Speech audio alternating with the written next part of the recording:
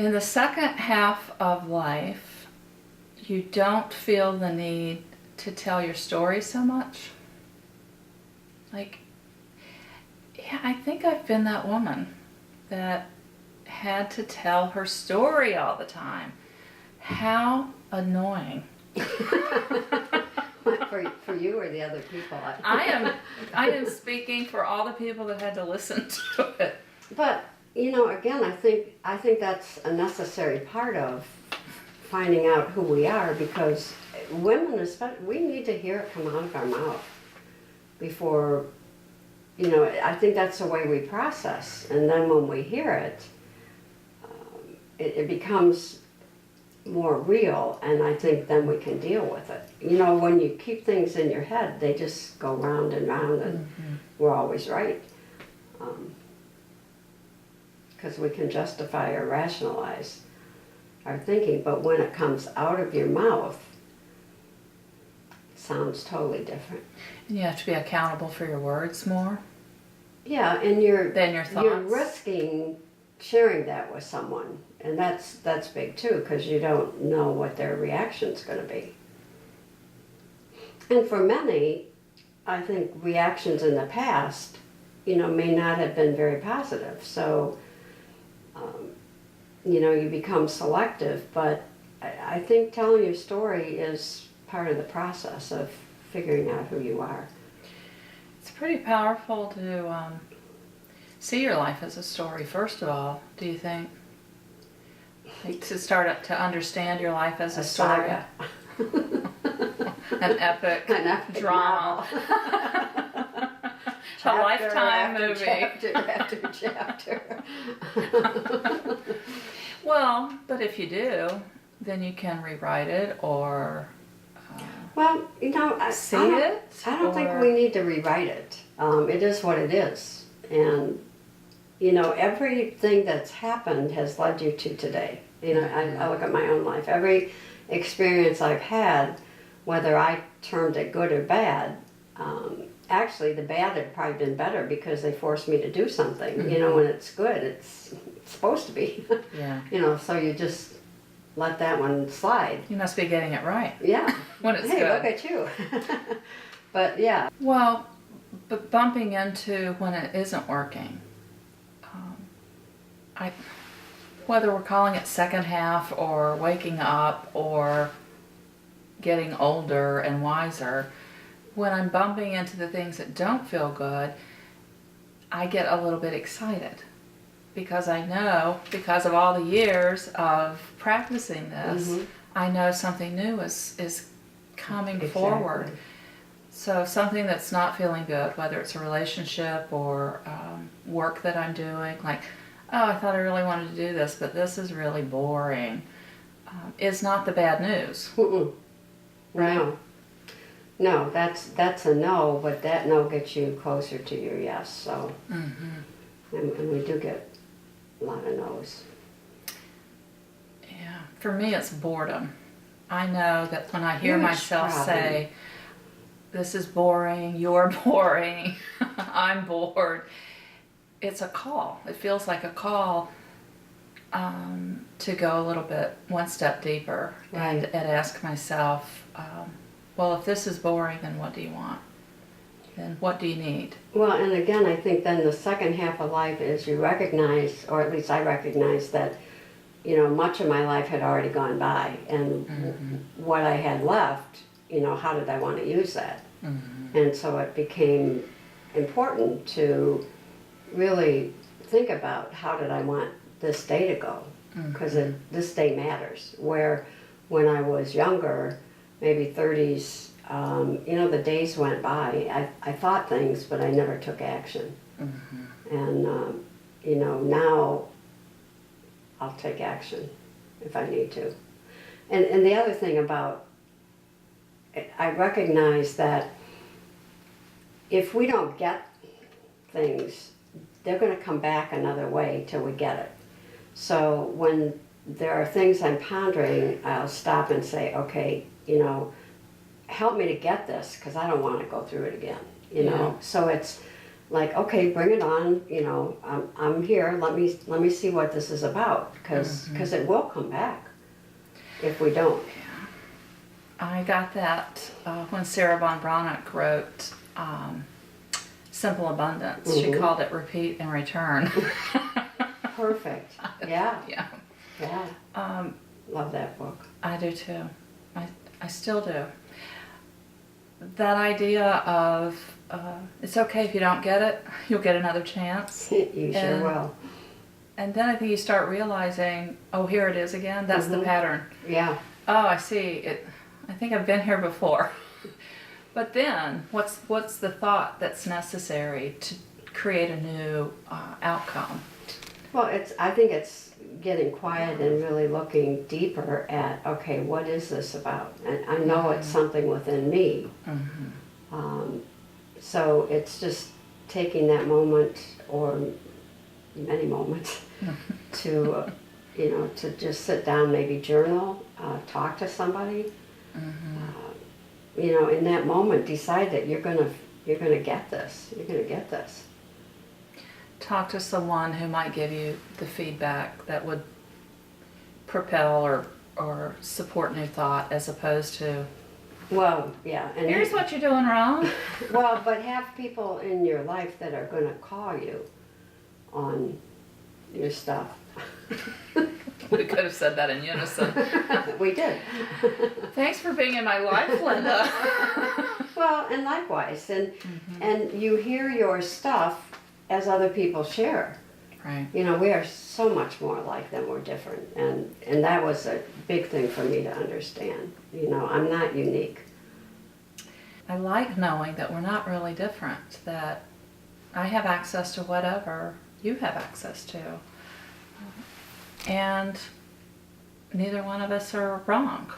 I don't know, it just seems to be a recurring conversation as women compare their lives to other women, especially this second half where they're retiring from long careers in different fields. And no title. And no title, and no clue what's next. And so how do you define yourself anew when you've defined yourself as the career or the moneymaker or whatever? I think women have a bit of an advantage there, because those that have had children, that empty nest syndrome, you know, we've been told about that forever. So we know that there's a big change coming when children, you're not the mom, you know, that's not your primary job anymore. So there's kind of a built-in lesson, if you will, there if we want to see it. But knowing that life is all about change, it would be helpful if we wouldn't resist that, but look at it as, you know, when something leaves your life, it leaves that space for something new to come. Yeah. And, you know, many times we quickly plug something in there just because we don't like to be empty. Right. But to really process, okay, what do I want there? And for most of us, we've not ever had to do that, so it's going to be a little challenging, as it should. I mean, how good are we at the first time we do anything? But, you know, if you, again, take your time and step back and, you know, discern possibilities out there, and so if you put something in there that doesn't work, you know, we were given tons of choices. So if we make a wrong one, we just have to say, oh, that didn't work well. Now what could we put in that space? So it's not like right or wrong. It's just you keep trying.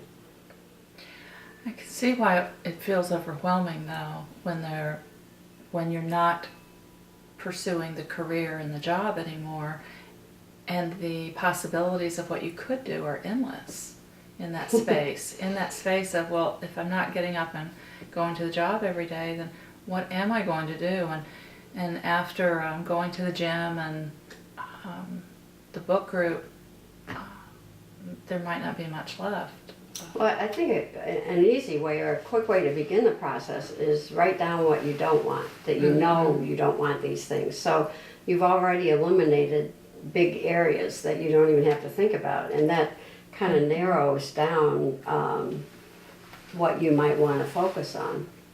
But, you know, there again, if you ask for guidance, when Women Blessing Women, when that folded and I left, I think it was when you left, I was driving down Central Avenue past the old McKinley School, and there was a sign out in front that said, "Mentors needed, call this number."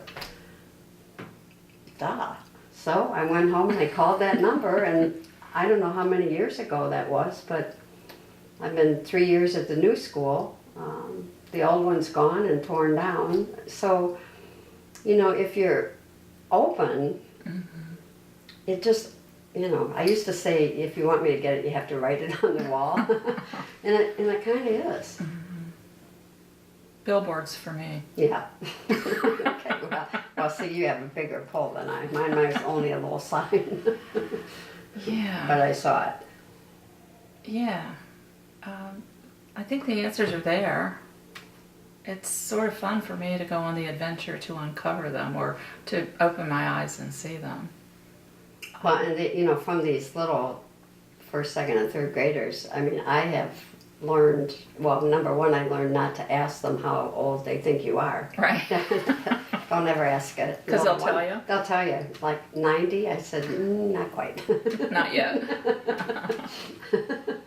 So this is good because this was where he was talking about the reason to leave your comfort zone. Like, that sort of leads up to what we were saying about failure. Like, you're not willingly going to try to get this wrong, or you aren't setting yourself up for it, so it has to happen for you. He says there's no practical or compelling reason to leave one's present comfort zone in life. Why should you or would you? Frankly, none of us do, unless and until we have to. Right. The invitation probably has to be unexpected and unsought. I kind of like that. Well, like bingo, I think of the big change in my life, and that perfectly describes it. If we seek spiritual heroism ourselves, the old ego is just back in control under a new name. I love it. There would not really be any change at all, but only disguise. Just bogus self-improvement on our own terms. That really spoke to me. Bogus self-improvement. So what does that say to you? This is good. Bogus self-improvement. It's the thing that I've sort of been railing about lately is forget self-improvement. It's a crapshoot. It says thinking that you're fixing something. Yourself. Thinking you're fixing it yourself. Or fixing yourself. Yourself. Say more about that, because we're repeating ourselves. Well, number one, I see a couple of flaws in that. Number one, you don't need fixed. Thank you. And I think we rarely, if we could fix, we couldn't do it ourselves anyway. So it is bogus. That was a great word. You know, we're where we're at. We've gotten here by doing and being the best we could with what we knew. Right. It can't be more than that. Right. So it's about focusing, for me, I think it's about focusing on today and what needs to happen. What do I need to do today? If I'm bored today, what's going to change that for me? Or do I want to change it? Right. So it's not a huge, I mean, I don't look at that as a huge thing. I think it's like day after day after day, you ask yourself the questions. You know, how do I want to live? Who do I want to be? How do I want to feel? And we resist that, Yeah, because I think we think it's going to come from out there. which creates this bogus self-improvement movement, if you will, an improvement movement that might be good, that we don't think we have those answers. And so we start looking for someone to give us those answers. Yeah, and when I was maybe in my 20s, was when those self-help books first started to come out. And I bought every one and tried it for 2 weeks and it didn't work. So, that would go and then I'd buy another one. But one day I realized that I had taken parts of all I had read and the parts that I tried or incorporated into my life, I began to feel better. And so it wasn't like, I'll read the book and you'll have all the answers, but they couldn't write those books if it was just about me. So I figured there's a whole lot of people out there that, want knowledge. I mean, we didn't have knowledge. Right. I was raised, I hardly ever got off my street, kind of, that's the way life was. So what did I know of the world? But I still love to read, like, and some books impact me greatly, like the Four Agreements. Wow, what a way to live. Being your word, being impeccable with your word. So bogus self-improvement is more about your approach to you than the plethora of experts that have appeared on the scene to help you. Well, it's what am I doing with that information? Right. Have I incorporated it so it translates into action? Does it make my life different today than before I read it? Did you do the workbook? Or did you just read through it? Well, some books I've just read through, and for a long time I saved all those books because I would go back and read them. And then one day I thought, you know what, you're never going to go back and read those books. Get rid of them. Right. They meant something at that time, and I think we've all had that experience where something was wonderful, and you go back and do it again, and you're in a totally different place than you were when you first read that book. So, bogus suggests you're kidding yourself if you think you're going to go to a workshop or read a book or go on a retreat or anything else that is going to fix you, but it has the potential to inspire new thought. It might have a piece of what Yeah. you need. And I think that it's the willingness to put yourself in a situation that's new. So that that's a good thing. Yeah. You could be sitting home on the corner of your couch. So I wouldn't discount retreats or books but there's no one answer. There is not the answer, I don't think. Well, the shift that I just got from listening to you talk about bogus self-improvement is I've been sort of judgy about other self-help people, the experts or, facilitators of things, let's call them that.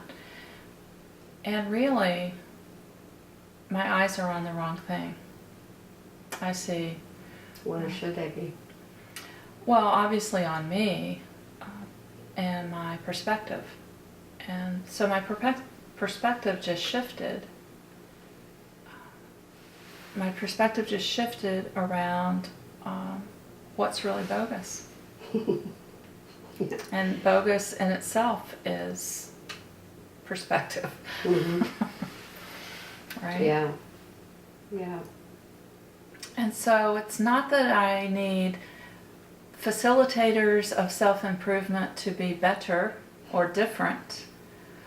What I want is to understand and appreciate my own journey in a way that I'm trusting my own ability to choose what I need and where I can act and change my mind about things. And the question too is, what are they mirroring back to you? What are you seeing in them that, you know, we know now is also within us that we might need to... They are showing me where I want to be different. Okay. They are showing me, they are mirroring to me how I want to be in the world Okay. as me. Okay.